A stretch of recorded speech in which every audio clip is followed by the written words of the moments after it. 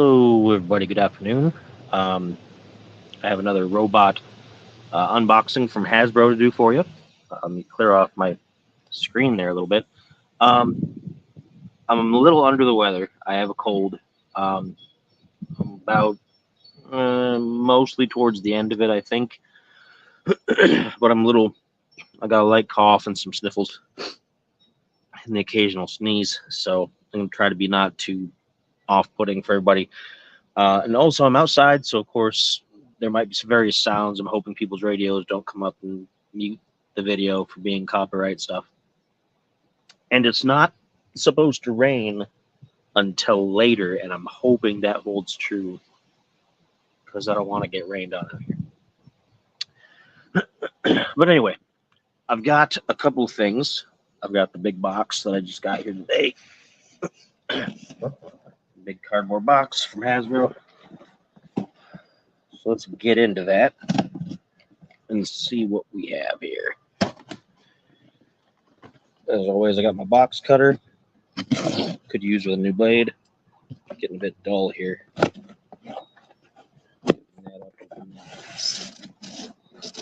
Okay. Now, first thing we've got is the Bumblebee movie, Skywarp. Now, this is the last one of the Seekers that needed to come out. The Thundercracker has been out, the Starscream has been out, and they've had like one or two others. They had Thrust as an interesting choice instead of this one. And so this is the last one to come out. It's packed a lot like the other two were. You can see on the back, it's about the same. Got the Tetrajet Cybertronian design. So I'm going to set him aside here. And the other thing I've got is the Decepticon Soldier from the War for Cybertron video game. Now, I've been waiting for one of these for a while, but I'm kind of unsure how it's going to be because this is based a little bit off of the Barricade design from this particular lineup. And the Barricade, for being one of my more enjoyable characters from that game, the figure's not that great. The articulations isn't super good. You know, it doesn't pose very well. I've seen some other reviews online, though, that show that this one's posability is better, but there's still no ankle tilt, as you can see, which is pretty much standard most of the time for modern Transformer figures, and that's kind of disappointing because it makes it difficult to get him to stand just right. But I ended up getting two of these, so I could have a little patrol of two, since they're kind of generic. These guys eventually evolve into the Megatron's Beacons on Transformers Prime, because this universe and that universe are all part of the same continuity. It's not part of the G1, it's part of the aligned continuity, which is slightly different. Pardon me, I'm going to need more water today.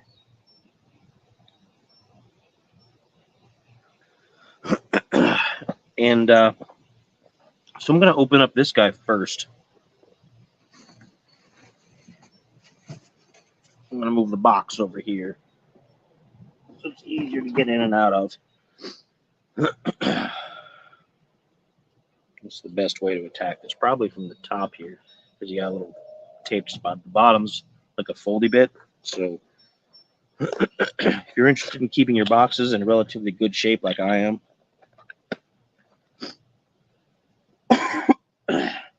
yeah, I did say I was going to try not to be too offensive today with my demeanor. But, yeah, pretty hefty cough. So you've got him strapped up in the cardboard sleeve there. There's this part in here, which is like supposed to be a background. You're supposed to be able to set it up like a backdrop. And then the instructions are in there, too. Which we're not going to do any transforming today, so I don't need that. I don't usually do transforming videos because I don't want to fumble my fingers and break something. So we're going to use the scissors. I'm going to cut as usual, the threads that are holding him into the little package here.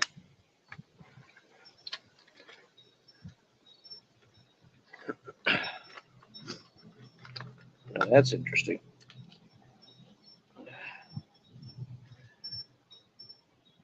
Get to that in a minute. I'll explain what I'm talking about. Let me get the his armaments here. I'm trying not to make a mess with these things because I don't want like birds and squirrels to eat these plasticky bits.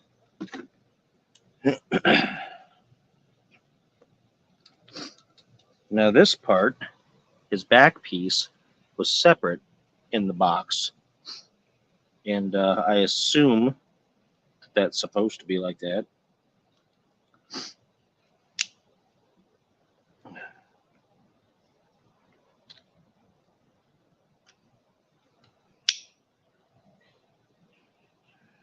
He's like half transformed already, which is weird. His bottom half is all like, I don't know. They make some weird decisions when they pack these things. I don't know what the deal is. All right, so you want to take these parts down to get him to articulate, because that's part of the transformation, and that gives him some heel bits. And he's able to move a lot more easily. Now,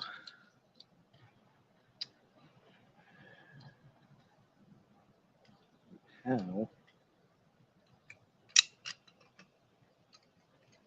is that supposed to do that? Is it supposed to be like this, or is it supposed to be up?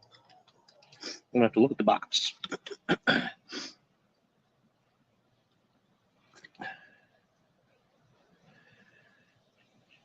The box is not very informative. Oh, okay, I see. It goes. Does it? Nope. So, I don't know. I don't know how this back piece is supposed to. I see it clearly here, but it doesn't appear to go the way.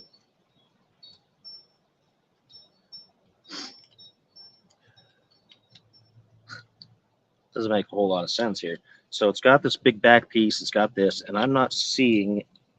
I see how it goes on the box here, but I don't see how it's supposed to. Because I see this.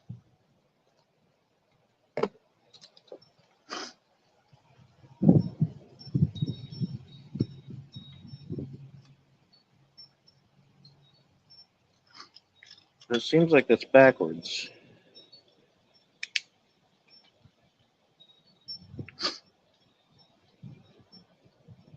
I'm just going to snap it on there and see. I don't know. Yeah, it pops right off if you do that.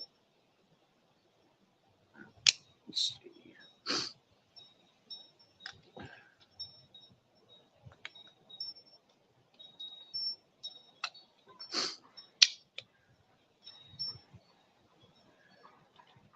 All right. Well, I don't know. I don't know, guys.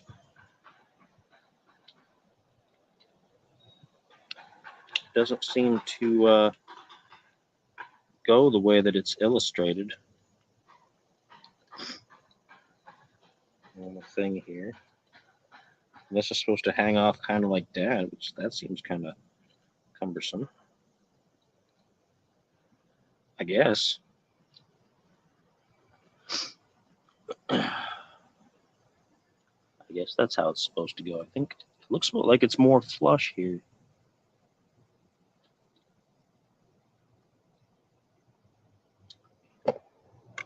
Unless I'm doing that. Oh, okay. All right. Okay. All right. So it's a bit weird in how it goes. And I probably should have tried to explain that to you, how to get all that going, but I only partially understand it myself. So here he is. Here's one of two that I got, Decepticon Soldier.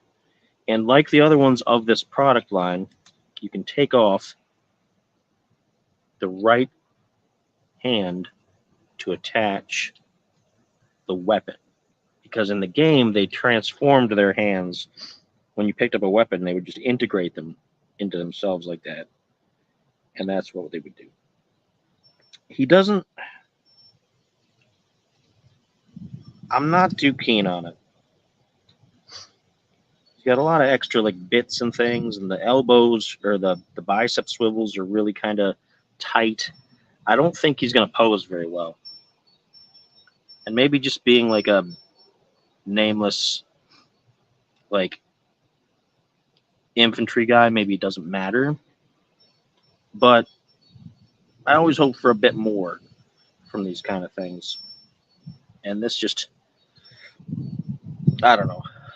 It is slightly better than the barricade. I'll say that. To such an extent that I had the idea when I first ordered this of taking the head off of one of these two, which is why I ordered two to begin with, not just to give them like a little patrol, but so that I could take the head off and swap it with barricade and give barricade a better overall figure and then maybe paint it. But I don't know. So there you have it. There's the Decepticon soldier.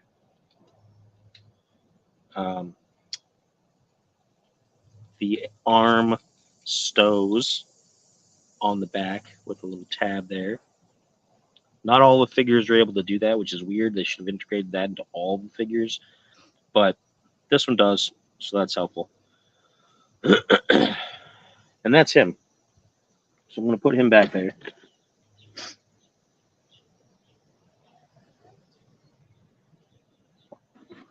And we're going to take out the Skywarp. Same thing, we're going to open him from the top.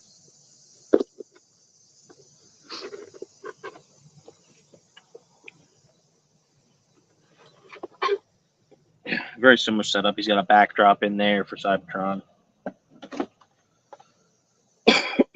This guy's got the standard accessory pack in the tissue paper, as a lot of them tend to do these days.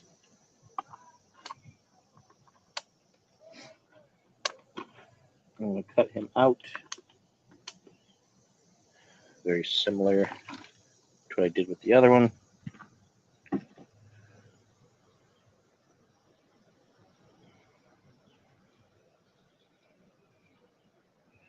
Very menacing-like. And this has the full range of motion. He's got the ankle tilts and all that good stuff. He's got the heel spurs. It's a little buggy out here, too. I'm going to try not to get bit by mosquitoes. He's got pretty good elbow stuff, you know. Some good colors. The head's interesting because they gave them like these breath mask kind of sculpts. I don't know if you can see that. It started to get really shady here all of a sudden. Some cloud cover. Once again, I hope it's not going to rain. But still, a good figure. About as good as the other two. We're going to get into the accessories here, which should be just the null rays and the arm cannon.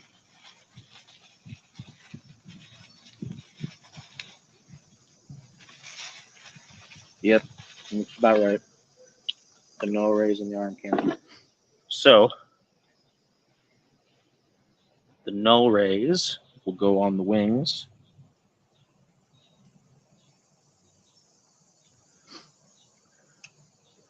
Like so, right?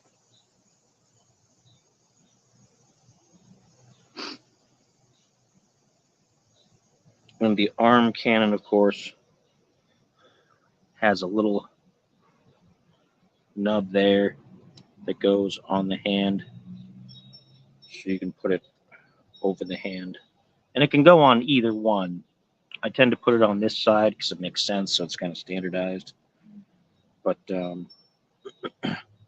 so yeah, so there's Skywarp. Looking real nice, looking real clean with the Decepticon symbols on the back. I like these designs. I like the designs of the Cybertronian forms from the Bumblebee movie. while that movie still had its problems as far as live action went, it was better than some of the last couple from Michael Bay. And it's better than Rise of the Beasts. I enjoyed Rise of the Beasts for what it was, but it had its holes and it had some directions I wasn't interested in it going in. I don't like the G.I. Joe tie-in. I mean, I wasn't as big into G.I. Joe as a kid, so I'm kind of not interested in that. But because if they're opening up to that, they could open it up to other Hasbro properties. Like for my daughter, they could open it up to My Little Pony. So, and I certainly don't particularly want to see a Transformers G.I. Joe My Little Pony mega live action movie. If that's your thing, that's cool. It's not what I want. So there you go. That's the latest stuff I got from Hasbro. I'm sure I'll have more on the way in the future. So stay tuned here for more robot unboxings and posings and little minimal reviews. I don't do full top to bottom reviews so much of the robots. I just kind of unbox them and show them to you and let you decide for yourself. Because there's a lot of other channels that already do like full reviews and full poses and all that kind of thing, and they do the transformations. And I'm not trying to get that full bore with it. I'm just trying to show you what's new, what's out there, and tell me your thoughts on this video. I would love to hear what you think if you have these figures, or if you plan on getting these figures, or if you hate these figures and you're never going to buy them and you don't want to allow them in your house. Tell me why. I'd love to hear it. And until next time, of course,